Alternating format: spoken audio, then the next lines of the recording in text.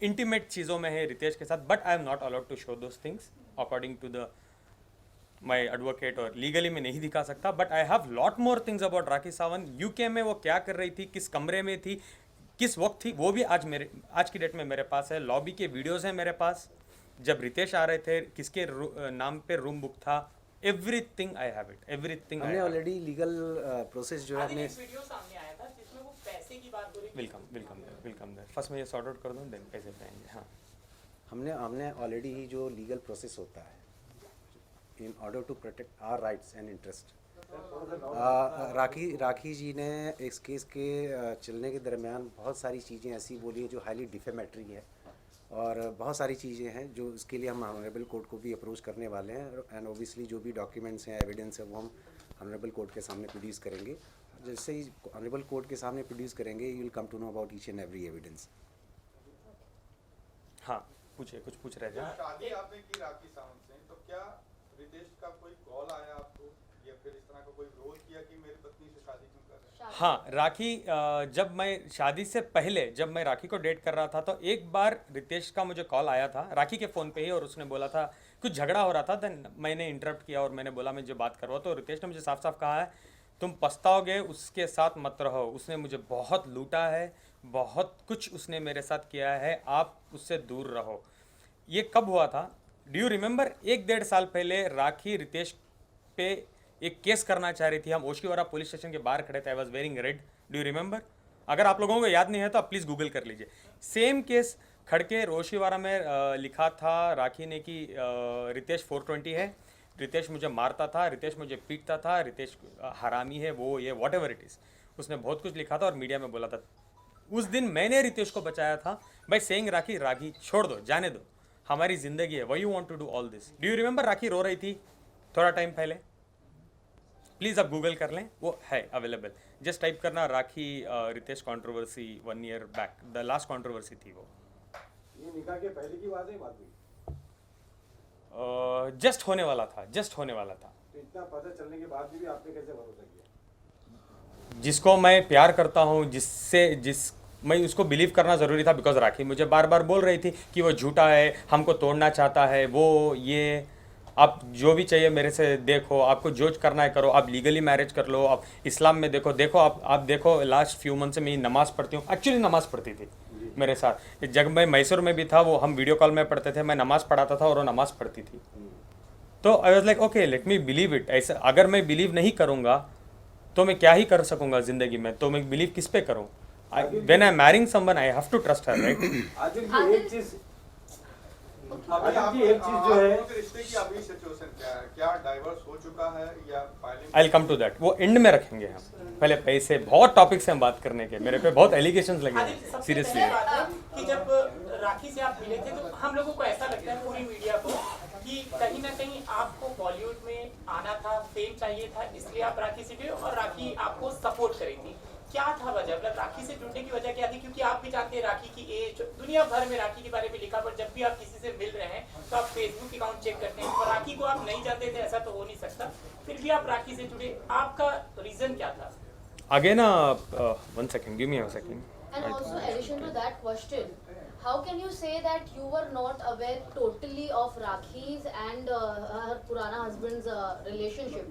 Because दोनों काफी famous थे, दोनों बिग बॉस के साथ आए थे, तो आपका कहना कि because I used to love her, which is why I never doubted her or their relationship makes no sense. और उससे पहले अभी आपने वो भी कहा कि रितेश ने आपको कॉल करके ये भी कहा कि वो आपको, मेरे को उसने बर्बाद कर दिया है, ये कर दिया, वो कर दिया, फिर भी आपने उससे शादी किया। What was the reason? मतलब इतना भी कोई अंधा नहीं हो जाता शायद से, इतना पता होने के बाद। आपके sources आपको तब अवेयर नहीं रखी गई, बाद में रिवील किया गया उसको। देखो, सबसे पहले एक बात बताऊं, राखी को मैं सिर्फ रितेश नहीं, मैंने ये भी पूछा था कि दीपक, सबसे पहले मैंने ये पूछा था, I was not aware of it, कि आपने स्वयंवर किया है, आपकी उस टाइम में शादी हुई थी, क्या ये रियल थी? वो बोली थी ये ड्रामा है। सेकंड मैंने ये पूछा था अभिषेक के बारे में, तुम्हारा और अभिषेक का रिलेशनशिप बताओ, तो राखी ने बोला था बॉयफ्रेंड, चलो वो तो कॉमन चीज़ है, बॉयफ्रेंड था। थर्ड मैंने वीडियोस में देख के ये भी राखी से पूछा था दीपक कलाल के साथ तुम्हारा स्टेटस क्या है, बिकॉज तुमने ये कहा है हम शादी करने वाले हैं, हम शादी कर चुके हैं, दीपक कलाल के साथ मैं हनीमून कर, आप तो बहुत कुछ बात किया था आपने दीपक कलाल के बारे में भी, आप मुझे ये चीज़ बताओ। तो उन्होंने कहा था वो सिर्फ पैसों के लिए, कुछ पब्लिसिटी के लिए मैंने किया है, ठीक है। तब मैं हिंदू में मीन्स क्राइस्ट में और हिंदू में थी, तो मुझे इतना नॉलेज नहीं था, कोई मुझे टेक केयर नहीं करता था, ठीक है। उसके बाद रितेश का मैंने पूछा तो सारी दुनिया जानती है रितेश, राखी एक्स हस्बैंड, उस टाइम में जब टाइप करते थे तो रितेश आता था। राखी ने कहा आपके पास कोई एविडेंस है मैंने शादी किया है? नहीं। आप वो एक जो फोटो थी एक वायरल हो रही थी, कुछ हाथ की फोटो ना, यू आई रिमेंबर, बोल रही थी ये इसके लिए नहीं था, कोई शूट में हमने किया था, मेरी माँ की कसम मैंने शादी नहीं की है। और जब मैंने रजिस्टर ऑफिस में जब उन्होंने स्टेटस बनाया और उनकी वकील फाल्गिनी ने हमने शादी करवाई, उन्होंने एफिडेविट में साफ साफ लिखा था कि राखी सिंगल है और आदिल दोनों सिंगल है and they are getting married. Legally भी राखी ने ये प्रूफ किया मुझे कि वो सिंगल है एंड आई बिलीव दर। ऐसा नहीं कि मैं प्यार में पागल था, ओके थोड़ा था, ये नहीं कि मैंने कुछ, हाँ मैंने ट्रस्ट किया राखी पे। मुझे ये नहीं पता था कि राखी सावंत शादियाँ करती है कंट्रोवर्सी के लिए, मुझे ये नहीं पता था कि शादियाँ उनके लिए एक एपिसोड है। जब मेरे पे चीज़ें बीती, व्हेन आई केम आउट, अभी बाहर आके भी मुझे हो गई 1 महीने, तो 1 महीने तक राखी 6 मंथ्स में मेरे साथ क्या क्या हुआ है, just I was doing this research properly कि क्या हुआ, कैसे हुआ, किधर हुआ, एवरीथिंग एवरीथिंग एवरीथिंग। अभी आप जब रिलेशनशिप में थे आदिल, तभी भी ये बात चल रही थी कि आप भी जैसा रितेश बिग बॉस के वक्त हर बिग बॉस के sorry to cut you, I will come back there, sorry to cut you, मैं कुछ भूल गया बोलना। ओके। और रही बात राखी से मैं क्यों ब्लाइंडली शादी किया, क्योंकि राखी मुझे कंटिन्यूसली बोलती थी रिलीजन्स के पॉइंट ऑफ व्यू रख के, मैं हिंदू थी, मुझे चीज़ों में नॉलेज नहीं थी, अब मैं इस्लाम में आना चाहती हूँ, आप मुझे सिखाओ इस्लाम में, ऐसे ही आपके साथ ज़िंदगी करूँगी, everything I will follow according to Islam. तो वो 5 बार नमाज़ पढ़ती थी मेरे साथ, कुरान सीखने के लिए उसको लिए बहुत सारा इंटरेस्ट वो दिखाती थी मेरे साथ। तो मैं सोचा आफ्टर कमिंग फ्रॉम इस्लाम, तो इस्लाम में अगर एक बार वो आ रही है, she is a new woman, new सब कुछ वो भूल भाल के आ रही है, वो मेरे साथ नहीं करेगी। बिकॉज मैं जैसे राखी के साथ था, मैं एक्सपेक्ट ज़िंदगी में नहीं किया था कि वो मेरे साथ ऐसी रहेगी। I always thought Rakhi will be changed और राखी मेरे साथ बहुत अच्छी रहेगी, because I did not want to crack उसका पास्ट होता है, present I want to live on present. हाँ आदिल आपको कुछ चाहिए था, मतलब लोग ये कह रहे हैं कि आपको फेम चाहिए था, मतलब इसका क्लैरिफिकेशन एक चाहिए था, क्योंकि यही कहा जा रहा है। अभी उसके टॉपिक में जब हम फाइनेंस पे बात करेंगे तो मैं दिखाऊंगा कि राखी ने मुझे कितना लूटा है। जो पैसे मैंने राखी पे खर्चे हैं ना, मैं बहुत बड़े पर्दे में लॉन्च हो सकता था, अगर मुझे बॉलीवुड में आना था तो मैं बहुत बड़े नामदार बैनर में लॉन्च ले सकता था, ये जैसे यशराज, नाम भी बताऊंगा, वो बैनर में मैं अपनी लॉन्च करवा सकता हूँ। जो राखी के ऊपर मैंने स्पेंड किया है, मैं एक्टिंग क्लासेस तब जा सकता था, मैं प्रोडक्शन हाउस में पैसे लगवा सकता था, मेरी फैमिली को बोल के कि मुझे लॉन्च कर दो, मैं कर सकता था। मुझे नाम या फेम या मुझे बिग बॉस की ज़रूरत नहीं थी कि मैं आके राखी के साथ कंट्रोवर्सीज करता रहा। और ये भी नहीं कि मैं राखी के साथ आया, घूमा फिरा, फेमस अगर मैं छोड़ दे, मैंने प्रॉपर शादी की है, इस्लाम में शादी की है। एक चीज़ और मैं कहना चाहता हूँ आदिल जी कि लेट हिम कंप्लीट। आज की डेट में आपको लगता है कि राखी जी से रिलेशन रख के या उनसे शादी करके या उनको यूज़ करके कोई भी सेलिब्रिटी बन सकता है या काम पा सकता है फिल्म इंडस्ट्री में? उनके पास खुद ही काम नहीं है, वो दूसरे का करियर कहाँ से बनाएंगी? लेकिन उन्होंने सलमान खान से मिलवाया था। कहाँ, एक सेकंड, कहाँ पे मिलवाया था? दुबई में। मैं जिंदगी में सलमान खान सर से नहीं मिला हूँ। दुबई में आपके साथ पिक्स में आप नहीं सर, कोई भी पिक्चर नहीं है। आपके पास है तो उस पर डिबेट रख लेंगे। नहीं, बिल्कुल नहीं, मैं कभी भी नहीं मिला हूँ सलमान सर से। हाँ, आईफा में मैं एक बार देखा हूँ, आई बिलीव सलमान सर कुछ आधे किलोमीटर दूर खड़े थे, आधा किलोमीटर दूर, जैसे साइटिंग बोलते हैं ना, वो सलमान सर से मेरा कभी भी बात नहीं हुई है, कुछ भी नहीं हुआ है। वो एक सरासर झूठ है कि सलमान भाई उसको कॉल किए, उन्होंने डांटा कि शादी एक्सेप्ट कर लो, ये वो सरासर झूठ है। आदिल, इससे पहले आपने बोला कि हिंदू से कन्वर्ट होके मुसलमान बन गए, तो एक तरह से बदलाव आएगा। तो आप ये मतलब आपका ये कहना है कि जो हिंदू में है महिला है वो सही से काम नहीं करी है, हर राखी सावंती होती है। एक और बार बोलिए प्लीज, आई एम सॉरी। जो हिंदू में आपने कहा कि जो मुसलमान में कन्वर्ट हो जाएगी राखी सावंत, तो कुछ बदल जाएगी, तो आपका ये कहना है कि जो हिंदू में औरतें रहती है वो हर राखी सावंत ही होती है? नहीं, बिल्कुल नहीं। सबसे पहले मैं ये बात क्लियर कर दूं। नहीं, let me tell you one thing. Religious issue को प्लीज इसमें इन्वॉल्व मत करिए। We are talking about only the human beings. सबकी अपनी अपनी फेथ होती है, ठीक है ना। आदिल जी एक बहुत अहम सवाल है। और रही बात हिंदू महिला की बात कर रहे हो, तो मेरे 70% दोस्त हिंदू हैं और बहुत अच्छे हैं, और वो रिलीजन को मैं बहुत प्यार करता हूँ। इसीलिए मैं राखी को एक्सेप्ट करने का भी एक वजह था, बिकॉज वो बहुत अच्छा रिलीजन है और मैं बहुत मानता हूँ उस रिलीजन को। सर आपने अभी ये बात की उनके सवाल पर कि यहाँ हिंदू मुस्लिम महिला वाली बात नहीं थी, है ना, ठीक है, होनी भी नहीं चाहिए, लेकिन एक सबसे बड़ा सवाल जो एक कम्युनिटी को बहुत हर्ट किया उस चीज़ ने, आप बार बार इस्लाम की बात कर रहे हैं, मुसलमान होने की बात कर रहे हैं, आप ये बता रहे हैं कि राखी सावंत नमाज पढ़ रही थी, कुरान शरीफ सीखना चाहती थी, लेकिन एक जगह पर आप लोगों ने जो कुरान शरीफ मुसलमानों की सबसे बड़ी तकद्दुस मुकद्दस किताब है, उस पर हाथ रख के आप लोग बेडरूम में लेटे हुए हैं, और लेट के आप लोगों ने वहाँ पर हेल्प लिया। वो कितनी बड़ी कुरान शरीफ की बेहुरमती थी, और एक कम्युनिटी को बहुत हर्ट किया, उससे बहुत तकलीफ पहुंची उससे। वो पूरा ड्रामा क्या था? सबसे पहले मैं एक बात कहना चाहूँ, वो मेरे और मेरे रब का मामला है। दूसरा, मैं तहे दिल से मेरे इस्लाम भाई, मेरे इस्लामी बहनों से मैं माफ़ी मांगना चाहूँगा कि वो बहुत बड़ा गुनाह मेरे हाथ से हो चुका है। मैं समझता हूँ कि लास्ट 6 महीने मैंने जेल में एक दिन भी ऐसा नहीं रहा कि मैं रोया हूँ। मैंने बहुत भीख मांग के मेरे रब से मैंने माफ़ी मांगी है, और मैं अभी मेरे इस्लाम भाई बहनों से भी मैं माफ़ी मांगना चाहता हूँ, वो मेरी भूल है। कमिंग टू द पॉइंट, क्यों हुआ था? एक दिन ऐसा था, मैं जस्ट उठा था, मैं नींद में था, राखी सडनली लाती है, मुझे ये भी नहीं पता कि राखी वीडियो बना रही है, हाथ रख देती है मेरा और मुझे पूछने लगती है कि तुम दूसरी औरत के साथ नहीं हो, वो है ये। मैंने बोला बिल्कुल मैं नहीं हूँ, क्योंकि आज की डेट में भी मैं नहीं हूँ, ना मैं तब था। किसी औरत के साथ मेरा कोई संबंध नहीं था, मैं कुरान की झूठी कसम नहीं खाया हूँ, बिल्कुल नहीं। राखी ने वीडियो शूट किया, मेरे जेल जाने के बाद उसने अपलोड किया, सो दैट कि इस्लाम के जो लोग हैं आदिल के अगेंस्ट हो जाए। उसको पता था कि इस्लाम कुरान एक इतनी इम्पॉर्टेंट चीज़ है, अगर मैं ये टॉपिक को ट्रिगर कर दूं तो हर इंसान नफरत के आदिल की जान के पीछे हावी हो जाएगा। तो उसको ये ठीक तरीके से पता था, तो शी अपलोडेड दिस। हाँ, ये मेरा रीज़न या जस्टिफिकेशन हो, बट वो मेरी गलती है, और मैं तहे दिल से मैं माफ़ी मांगना चाहता हूँ। मेरे रब से मैं ज़िंदगी भर, मैं मरने तक माफ़ी मांगूंगा, और मेरे इस्लाम भाई और इस्लामी बहनों से भी मैं माफ़ी मांगना चाहता हूँ। एक सेकंड के लिए भी आप ये मत सोचना कि मैं इस्लामी बैकग्राउंड से बिलीव नहीं करता हूँ। हाँ, आपका गुस्सा मेरे पे जायज़ है, एक बार मुझे माफ़ करना प्लीज़।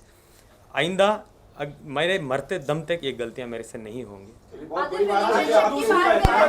रिलेशनशिप की बात करें तो बात ये है कि उन्होंने कहा है, राखी सावंत स्टार्टिंग से पूछिए दोबारा। रिलेशनशिप्स की अगर बात करें तो राखी सावंत का ये स्टेटमेंट था उनके प्रेस कॉन्फ्रेंस में कि आपने एक ईरानी लड़की को यहाँ पर बुलाया था, रखा था, फिर आप उसके साथ डोमेस्टिक वायलेंस भी करते थे।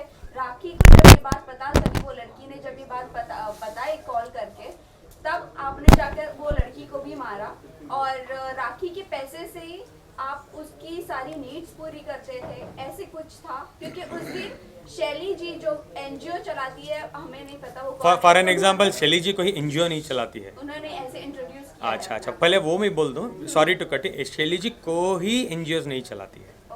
वो क्या करती है बताऊंगा तो बहुत बड़ा एपिसोड हो जाएगा, मुझे ज़रूरत नहीं उनके बारे में बताने में, प्लीज़ कंटिन्यू। यस, तो ये रिलेशनशिप्स की जो बात है, और उन्होंने कहा है आपके कई सारे रिलेशनशिप रह चुके हैं, और आपको हर लड़कियों के कॉल राखी को आते थे आपके अगेंस्ट। इस बारे में आप क्या कहना चाहते हैं? जितना भी आपने मुझे अभी बताया एलिगेशन राखी सावंत जी के बारे में, क्या आपके पास एक का एविडेंस है कि मैं राखी के पैसे लेके ईरानी पे किया? एविडेंस है? मैंने ईरानी लड़की को मारा था, आपके पास एविडेंस है? क्या मैंने राखी को मारा था, आपके पास एविडेंस है? नहीं ना। Just let me answer it properly. आपके पास कोई भी चीज़ों का एविडेंस नहीं है। अभी वो एपिसोड मैं आपको बताता हूँ क्या था। सबसे पहले ईरानी गर्लफ्रेंड ने मेरे पे कंप्लेंट किया था कि मैं उसकी गर्लफ्रेंड हूँ पिछले 5 साल से। am I right? आपको ये पता है? तो 5 साल पहले मैं राखी को जानता था क्या कि राखी मुझे पैसे भेजती थी 5 साल पहले? करेक्ट। सबसे मेन पॉइंट, ईरानी गर्लफ्रेंड मेरी गर्लफ्रेंड थी ही नहीं। वो एक गरीब, ईरान में बहुत कुछ क्राइसिस चल रहे थे, बहुत ज़्यादा क्राइसिस चल रहे थे ईरान में। उस टाइम में मैं उसको मिला। मैं ईरानी कम्युनिटी के साथ बहुत जुड़ा हुआ इंसान हूँ। I was also a president for Irani community in Mysore city. इस तरीके से मैं उसको जुड़ा। 6-7 महीने में उसको जानता था। एक फाइन डे मुझे कोलंबिया एशिया हॉस्पिटल मैसूर 2018 में मुझे कॉल आता है पता चलता है कि वो लड़की एडमिटेड है, तुम्हारी दोस्त है वो एडमिटेड है, मैं जाके फ़ौरन जाता हूँ एज अ दोस्त या ह्यूमन बीइंग में जाता हूँ और मैं पता करता हूँ क्या होता है। She had committed suicide by eating clonazepam tablets 20। जो भी मैं कह रहा हूँ प्लीज़ आपको डाउट है तो इस लास्ट के बाद बोलना आदिल पूरे एविडेंस चाहिए। I have every evidence. जो एविडेंस मेरे पास नहीं है मैं उसके बारे में बात ही नहीं करूँगा। आप प्लीज़ उसको झूठ भी कंसिडर कर लेना अगर मैं नहीं दूँ तो। ये सारे एविडेंस हमने मैसूर कोर्ट के सामने भी रखे और एक कॉपी में दिखाऊंगा भी। 20 क्लोनाज़ेपाम खा चुकी थी। मैं जाके पहुंचा, मैं उसको अंडरस्टैंड किया कि क्यों ऐसा किया। तो मुझे 2 दिन पहले मिली थी मेरे आइसक्रीम पार्लर, मेरे रेस्टोरेंट में। I had a very nice restaurant in Mysore उस टाइम में। तो मुझे उसने बताया कि ईरान के क्राइसिस चल रहे थे। वो सच था, ईरान के साथ क्राइसिस चल रहे थे। उसकी माँ बीमार थी और उसके फीस 1 साल से पेंडिंग थे कॉलेज में, और उसके रेंट्स उसके जहाँ रहती थी वहाँ 6 महीने से पेंडिंग थे। तो पूरा मिला के फाइनेंशियल्स उसके सर पे आ गए थे। घर वाला बोल रहा था घर छोड़ दो, कॉलेज वाले बोल रहे थे वी विल रेस्ट्रिकेट यू। तो उसने ये स्टेप लिया। आई प्रॉमिस्ड हर दैट टाइम कि रोशिना आज के बाद जो भी आपकी एक्सपेंसेस है नेक्स्ट 14 मंथ्स के लिए, जब तक आप इधर हो मैं देखूंगा, आपके कितनी भी फीस पेंडिंग है मैं भर दूंगा, प्लस तुम्हारे माँ के ट्रीटमेंट्स के लिए। तब उस टाइम में सिचुएशन ऐसी थी, मैं थोड़े पैसे भी अगर इंडिया से भेजूँ तो बहुत बड़ी रकम हो जाती थी ईरान में। मैं पैसे भेजता था, उसका रेंट भरता था। क्लोज टू मुझे लगता था मैंने 20 लाख रुपए खर्चे हैं जब मैं अंदर बैठा था, जेल में बैठा था। अब जब मैं बाहर आया, जब मुझे कोर्ट में डॉक्यूमेंट सबमिट करने थे एक्चुअली बेल के बाद, जब मेरा ट्रायल स्टार्ट होगा, तब मुझे पता चला कि मैंने 31 लाख रुपीज़ उस पर खर्चे हैं आज की डेट तक, लास्ट दिसंबर तक। 1 second I will come there. 31 lakh rupees मैंने ऑलरेडी खर्चे थे ईरानी लड़की पे। वो मेरी दोस्त नहीं थी, मैं एक हमदर्द बोल सकते हो आप। हाँ, अब ये भी बोल सकते हो कहीं एक पॉइंट पे मुझे उस लड़की पे थोड़ा सॉफ्ट कॉर्नर भी था।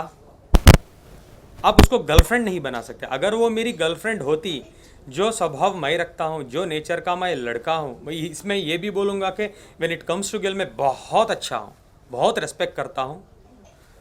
अगर वो मुझे जानती तो वो बिल्कुल रेप के केस करने में बिल्कुल वो दिलचस्पी नहीं रखती थी मेरे पे। और एक चीज़ मैं आपको बता दूं in addition to this, what he is saying, नवंबर 2022 तक आदिल के अकाउंट से उस लड़की को, वो रिस्पेक्टेड गर्ल को पेमेंट जो भी है हेल्प वो जाती रही है। शादी के बाद राखी को ये बात मालूम हुई, ठीक है, शुरू में शी वॉज गुड कि ठीक है यू आर हेल्पिंग समवन, लेकिन एक टाइम के बाद शी स्टार्टेड ऑब्जेक्टिव कि तुम अपना पैसा सिर्फ क्यों दे रहे हो। अब नीचे बैठ तो जाओ। आप देखोगे कि नवंबर 2022 के बाद आदिल ने पैसा देना बंद कर दिया, बिकॉज इसका सारा इन्वेस्टमेंट राखी की तरफ डाइवर्ट हो गया था, जो भी अमाउंट था। उसके बाद लड़की ने जो कहा है वहाँ पे एफआईआर में कि 2 साल पहले ये सारा सो कॉल्ड इंसिडेंस हुआ था।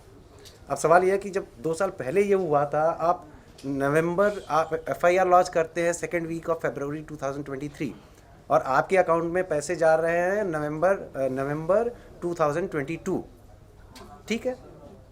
तो अगर आपके साथ वो इंसिडेंस हुआ था तो आप पैसे क्यों एक्सेप्ट कर रहे थे।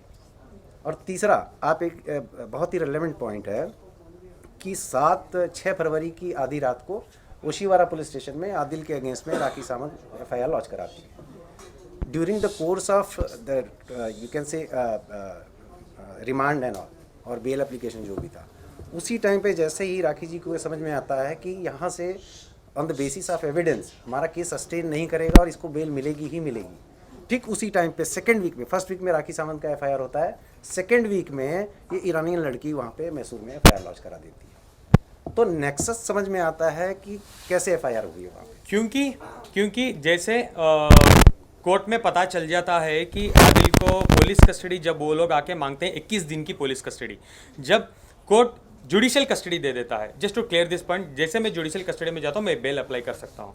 जैसे उनको पता चल जाता है तो हम लोग एक जीत हासिल कर चुके थे। इमीडिएटली 8 तारीख को राखी जाती है मैसूर, मेरे पूरे दुश्मन इकट्ठा करती है, प्लस ईरानी लड़की को जाके मिलती है और बोलती है, 3 लाख रुपए कैश भी देती है और बोलती है मैं तुम्हें स्टार बनाऊंगी, मैं तुम्हें एक बहुत बड़ी अमाउंट दिलवाऊंगी, अगर तुम मुझे फॉलो करोगी तो 25 से 50 लाख रुपए हम आदिल से ऐंठेंगे, प्लीज़ आप मुझे एक हेल्प करो। उसे मैसूर सिटी पुलिस कमिश्नर के पास लेके जाते हैं, आप लोग देखे होंगे वो कमिश्नर को मिली थी। जाके मिलके एक FIR लॉन्च करवाते हैं 376 रेप। उसमें उसने ही लिखा है कि मैं आदिल को 5 साल से जानती थी, आदिल ने मुझे 1.5 साल पहले आके रेप किया है। तो 1.5 साल तक तुम क्या चने खा रही थी क्या कंप्लेंट देने का? 7 तारीख को मेरी FIR हुई है, तुम आके 10 तारीख को केस कर रहे हो यार। नहीं, तुम बेवकूफ़ समझ रही हो क्या लोगों को या जनता को, किसी को भी? तुम क्या सोचे आदिल एक दिन नहीं आएगा, आदिल नहीं आके बोलेगा ये सब स्टोरी? आप ऐसे ही कर दोगे, आदिल को ख़त्म कर दोगे। 10 तारीख को तुम क्यों आके रेप दे रही हो? सबसे पहले गाइस, जनता, देश, व्हाट इज़ रेप? रेप क्या है? एक लड़की के साथ आप गलत करते हो, उसको जाने बगैर, उसको रेप बोलते हैं। जो निर्भया, वो व्हाट, बहुत सारे केसेस हैं रेप के, उसको बोलते हैं रेप। 5 साल का रिलेशनशिप रेप होता है क्या? सॉरी, मैं थोड़ा गुस्सा हूं बिकॉज इट ईरानी इज। लड़की के साथ आपके रिलेशन एक सेकेंड, तो ये भी होता है कि इट इज ऑल्सो इम्पॉर्टेंट। मैं 10 बार बोल रहा हूँ दोस्त है दोस्त है, अब दोबारा वही सवाल पूछते हो। लेकिन आपने अभी कहा रिलेशन का मतलब संबंध होता है, उसको वाइड एंगल में देखिए आप। लेकिन आदिल 31 लाख रुपए आपने उस पर खर्च किए, राखी ने उसे 3 लाख दे दिया और वो मान गई। आप ऐसे क्यों बोल रहे हैं? कौन से ग्राउंड्स पे आप बोल रहे हैं कि वो आपके खिलाफ आ- राखी ने जाके उसको पूरा बैठ के बात किया, ट्रैप किया। ये भी वीडियोस इंस्टाग्राम में हैं कि जब राखी सावंत जाके ईरानी लड़की से मिली है मैसूर में, बात कर रही है, 3 लाख रुपए दिए एज एन एडवांस और उसको बोले मैं मिनिमम ट्राई करूंगी 50 लाख रुपए ऐंठूंगी आदिल और आदिल की फैमिली से। ये आपको किसने बताया? बाहर आने के बाद मेरे बहुत खास दोस्त भी ये चीज़ों में शामिल थे, वो जानना चाहते थे कि क्या हो रहा है एक्चुअली। दो लोगों के बीच की एक बात मिनट, है मैं बोल देता हूँ। नहीं, 2 लोगों के बीच की बात की थी। राखी, मेरे थोड़े दुश्मन भी हैं उसमें, और मुझे जेल में मेरे 1-2 दुश्मन को, जो राखी के 2 भाई हैं मैसूर जेल में, वो अंदर भेजती थी मुझे बात करने के लिए, और वो मुझे खुद बोलते थे देखो आदिल, ऐसे तो तुम बाहर नहीं आओगी, ऐसे तो तुम्हें सज़ा हो जाएगी, तुम एक काम करो, एक 50 लाख की डिमांड है, छोड़ो 50 कहाँ से तुम भी दे सकोगे, अंदर बैठे हो, चलो एक 25 लाख रुपए में क्या मैं बात करूं? अगर तुम 25 लाख रुपए देने मानते हो तो ईरानी और राखी दोनों खड़ के आके कोर्ट में बोलेंगे कि हम चार्जेस हमारे वापस लेना चाहते हैं, आदिल के ऊपर जितने भी हमने चार्जेस लगाए हैं हम वापस लेना चाहते हैं, और बेल ही नहीं तुम्हारे केस भी रद्द हो जाएंगे, 25 लाख रुपीज़। मैंने कहा सर, ब्रदर, वॉट 5 महीने से कस्टडी हो गई है मेरी, क्या ही हो जाएगा अभी मेरे साथ? ये बात पहले करते तो एटलीस्ट मैं कुछ जुगाड़ करता और मैं रफा दवा हो जाता, मैं ज़िंदगी में मीडिया के बाहर नहीं आता। एक पॉइंट मैं आपको से बोलना चाहूँगा, एक इंसान को इतना ही डराओ जितना वो डर सकेगा, इतना ही डराओ। बॉम्बे जेल में मुझे डाल दिया था 7 दिन, 8 दिन, 10 दिन, अगर उसके बाद मुझे बेल होकर मुझे छोड़ देता ना इजीली, सच में बता रहा हूँ मैं ज़िंदगी में नहीं आता मीडिया के सामने, मैं इतना डर चुका था। उसके बाद मैसूर में डालो, वो करो, ये करो, जेल के अंदर बैठ के मेरे पे FIR करवाते रहो। फाइन डे ऐसा आ गया, जो होता है देखा जाएगा। 10 साल बैठूंगा कर तो 10 साल, बाहर आके बात ही करूंगा मैं मेरी लड़ाई खुद से लड़ूंगा। आप समझ रहे हो मैं क्या कहना चाह रहा हूँ? जो 25 लाख रुपए, सबसे पहले मैं 5 महीने क्यों था मैसूर जेल में? पहले 3 महीने तो ऐसे निकल गए, 1.5 महीने MLA इलेक्शंस थे मैसूर में, उसके बाद 1.5 महीने का वेकेशन था तो 3 महीने गुजर गए। उसके बाद मेरे एडवोकेट जो अल्ताफ उनका नाम है मैसूर में, he is a very well known advocate and my brother too, वो बोले कि तुम्हारी चार्जशीट फाइल हो चुकी है, जिसमें आपकी रिपोर्ट्स में ये भी है कि नेगेटिव, आप